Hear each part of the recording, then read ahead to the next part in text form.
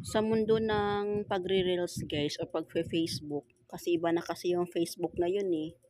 Kapag ka masipag ka mag-upload ng video mo, tapos kung merong magva-viral, lalo na kung marami kang videos na magva-viral. So sa akin po guys, aminado ako doon na marami talaga akong video, reels at mga long form video na nagva-viral. So ganito talaga ang isa sa mga expected mo na mangyayari.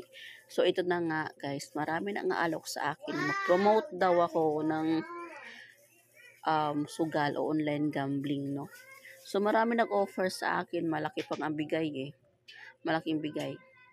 Pero ayoko lang talagang pasukan yung ganong klaseng negosyo kasi mas masarap kasi kitain yung sarili mo talagang pinaghirapan kahit papiso-piso man lang, pabarya-barya man lang, kaysa naman doon na mag-promote ka na, oo, malaki ang kikitain mo doon sa pag-promote mo ng sugal, pero alam mo naman sarili mo na nandaya ka at kawawa naman yung mga taong naalukan mo, mga taong unfair naman kasi doon sa mga tao na alukan mo na kahit alam mo naman na bawal yun or pwede nilang ikalugmok yun, pwede nilang ikasawi yun kasi nga po sugal.